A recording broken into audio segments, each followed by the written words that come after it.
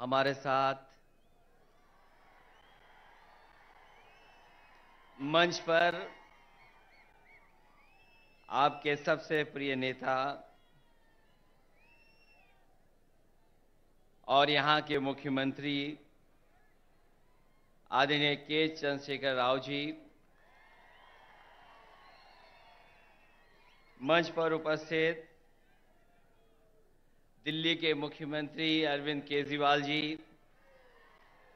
पंजाब के मुख्यमंत्री श्री भगवत मान जी, सीपीआई के जनरल सेक्रेटरी आदरणीय डी राजा जी और मंच पर उपस्थित सभी बीआरएस पार्टी के सभी वरिष्ठ नेता, यहां पर इस सभा में उपस्थित बीआरएस पार्टी के संगठन के सभी पदाधिकारी, मिनिस्टर्स, सांसद, विधायक, सभी नेता और बड़ी संख्या में, जहां तक मैं देख सकता हूं मुझे लोग ही लोग दिखाई दे रहे हैं, सर दिखाई दे रहे हैं। मैं अगर बाईं तरफ देखता हूं मुझे लोग ही लोग दिखाई दे रहे हैं, सर दिख रहे हैं। दाईं तरफ देखता हूं तो सर दिखाई दे रहे हैं।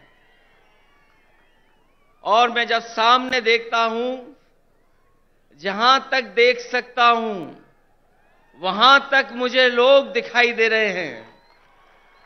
मैं इस ऐतिहासिक धरती पर, खम्मम की ऐतिहासिक धरती पर, मैं आदरणीय केसीआर साहब का बहुत बहुत धन्यवाद और आभार प्रकट करता हूं कि यहां पर इतनी बड़ी संख्या में आपने बुला करके पूरे देश को एक संदेश देने का काम किया है।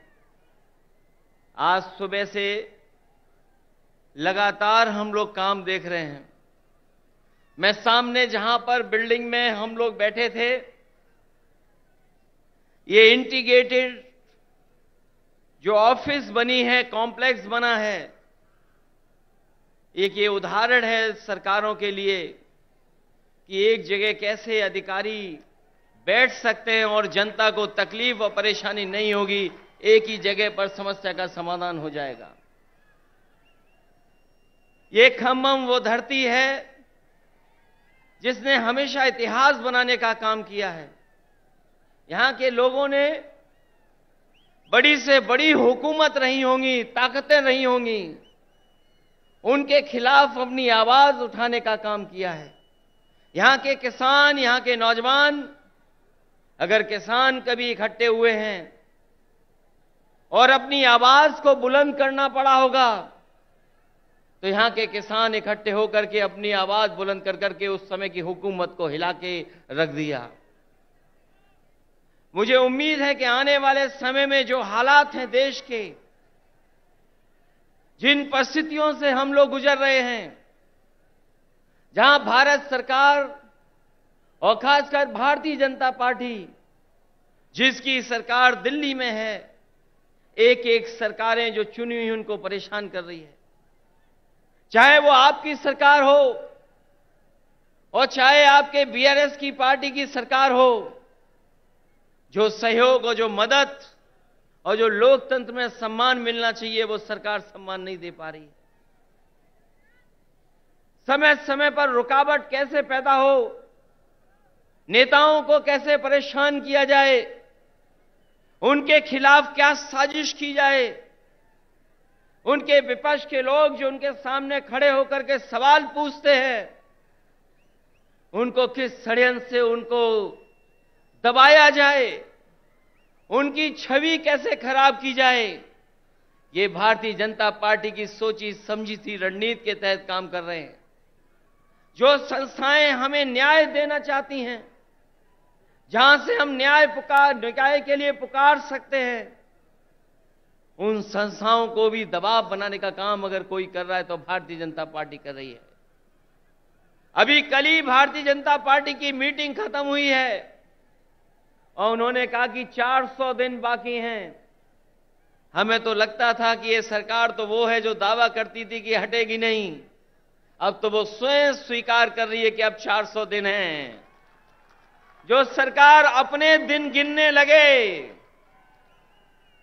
जो सरकार अपने दिन बताने लगे, समझ लो ये 400 दिन बाद सरकार रुकने वाली नहीं है। अब तो 399 दिन बचे हैं।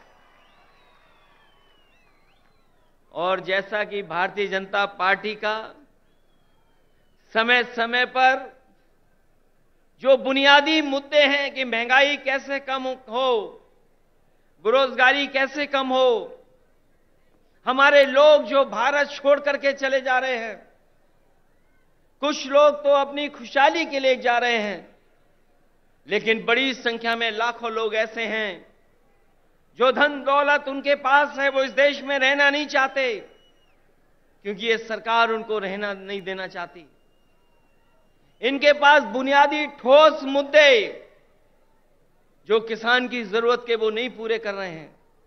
आपको सबको याद होगा, यही बीजेपी के लोगों ने कहा कि हम किसानों की आय 2022 तक दोगुनी कर देंगे, किसान की आमदनी दुगनी हो जाएगी। हालांकि 2023 शुरू हो गया है, लेकिन मुझे तो ये लगता है किसान की तकलीफ और परेशानी को देख करके इन भारतीय जनता पार्टी के लोगों का 2022 अभी खत्म नहीं होगा, इनका 22 खत्म नहीं होगा, 23 आ गया, 24 आ जाएगा। लेकिन भारतीय जनता पार्टी ने जो वादा किया था कि 22 तक हम किसानों की आय दोगुनी कर देंगे, वो अभी दोगुनी नहीं हुई है। हमारा किसान तकलीफ और परेशानी में है, उसको वादा तो कर रहे हैं, लेकिन जो बुनियादी उसे मदद मिलनी चाहिए वो मदद नहीं मिल पा रही है। ये हमारा जो नौजवान दिखाई दे रहा है, ये नौकरी और रोजगार की तलाश में अपना भविष्य चौपट कर रहा है। ये सरकार कोई ठोस कदम नहीं उठा पा रही। आपका प्रदेश में तो सरकार है जहां मुख्यमंत्री काम कर रहे हैं, लेकिन हम तो अपने प्रदेश में देखते हैं जहां पर बड़े पैमाने पर बेरोजगारी है। जैसे ही चुनाव आ गया है, इन्होंने तय कर लिया है कि जगह जगह इन्वेस्टमेंट मीट करेंगे और इन्वेस्टमेंट मीट के बहाने लोगों को धोखा देंगे। ये प्रचार के माध्यम से धोखा देना चाहते हैं। वैसे तो समय समय पर देश के लोग और देश के जो नेता होते हैं वो G20 की अध्यक्षता कर रहे हैं, लेकिन इस बार इन्हें मौका मिला है अध्यक्षता करने का। मुझे लगता है कि केवल चुनाव के लिए ही प्रचार करेंगे, उसमें कोई ठोस कदम नहीं उठाएंगे। इसलिए आज जब हम इतनी बड़ी संख्या में लोगों के सामने इकट्ठे हुए हैं, जहां मुझे लोग ही लोग दिखाई दे रहे हैं, उनके सामने मैं कह सकता हूं कि अगर तेलंगाना में सफाया हो रहा है बीजेपी का, तो उत्तर प्रदेश भी पीछे नहीं रहेगा। आप अपने प्रदेश से हटाइए, यूपी से हम लोग मिलकर के उनको हटाने का काम करेंगे। हम यूपी वाले यही जानते हैं कि जिन्हें प्रधानमंत्री बनना है वो उत्तर प्रदेश जरूर आते हैं। इसीलिए आपने देखा होगा गुजरात से उत्तर प्रदेश आए। अगर गुजरात से प्रधानमंत्री बन सकते होते तो शायद गुजरात को नहीं छोड़ते, लेकिन उत्तर प्रदेश के साथ जो धोखा हुआ है उसकी आप कल्पना नहीं कर सकते हैं। मां गंगा हमारी पूजा का, हमारी आस्था का, हमारी संस्कृति की स्थान है। एक पानी का जहाज चला करके, विलासिता का जहाज चला करके न जाने क्या सपने दिखा रही है सरकार। और जिस मां गंगा को साफ हो जाना चाहिए था, मां गंगा वैसी की वैसी है, नदी साफ नहीं है, नदी को साफ नहीं कर पाए।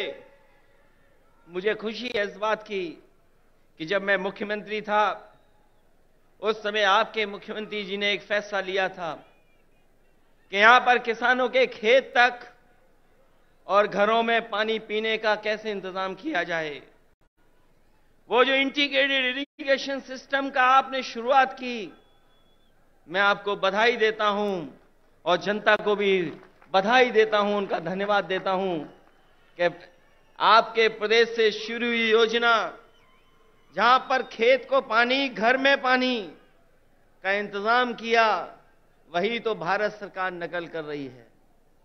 जो आज भारत सरकार नकल कर रही है वो कहीं ना कहीं आपकी देन है।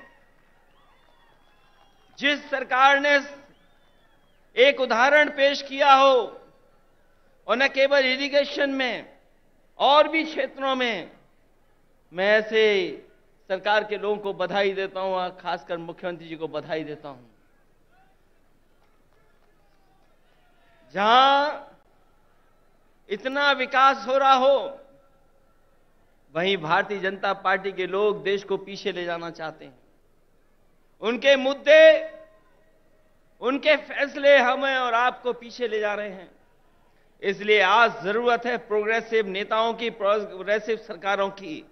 और मुझे उम्मीद है कि जिस तरीके से भारतीय जनता पार्टी ने देश को पीछे कर दिया है हर चीज में, हम सब मिलकर के जो मंच पर बैठे हैं और प्रदेशों में भी हैं, जो साथ मिलकर के काम करेंगे तो देश को एक नई सरकार भी और नए तरह का एक प्रोग्रेसिव एजेंडा देकर के देश को आगे ले जाने का काम करेंगे।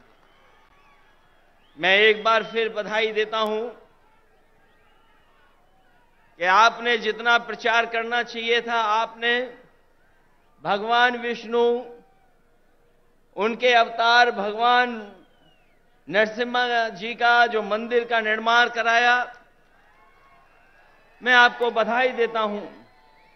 आपने काम ज्यादा किया, प्रचार कम किया, लेकिन कुछ लोग तो ऐसे हैं जो काम कम प्रचार ज्यादा करते हैं।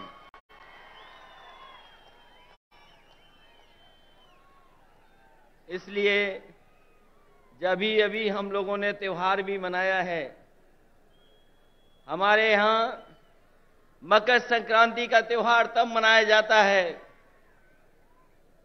जब सूर्य उत्तरायण हो जाता है। अगर हम मकर संक्रांति मनाते हैं तो देश में अलग अलग जगह अलग अलग त्योहार मनाते हैं। अगर सूर्य उत्तरायण हुआ है तो राजनीति दक्षिणायन चली गई है, और उत्तरायण से अगर कोई चीज शुरू हुई है और अगर दक्षिणायन राजनीति शुरू कर रहा है, तो मुझे उम्मीद है कि आने वाले समय में बदलाव देश में आएगा और देश में एक नई सरकार होगी। ये भारतीय जनता पार्टी के लोग नहीं रहेंगे, क्योंकि इनके पास भ्रम और जाल फैलाने के अलावा कोई रास्ता नहीं है। ये समय समय पर भ्रम फैलाते हैं, समय समय पर जाल फेंकते हैं। ये भारतीय जनता पार्टी भ्रम जाल पार्टी है, इससे सावधान रहना। हम लोग तो सावधान कर ही रहे हैं, लेकिन आप लोग भी सावधान करना, जिससे देश में एक नया परिवर्तन आए। मैं इन्हीं शब्दों के साथ आप सबका बहुत बहुत स्वागत करता हूं, बधाई देता हूं। इस ऐतिहासिक धरती पर जो ऐतिहासिक जनसभा हुई है, उसके लिए बहुत बहुत बधाई। और यहां पर जितने भी दूसरे दलों के नेता हैं, मैं उन सब का स्वागत करता हूं। और एक बार फिर आपके मुख्यमंत्री केसीआर राव साहब का बहुत बहुत स्वागत और बहुत बहुत धन्यवाद और बहुत बहुत बधाई। हम सबको यहां पर इकट्ठा करने के लिए और लाने के लिए बहुत बहुत धन्यवाद आपका।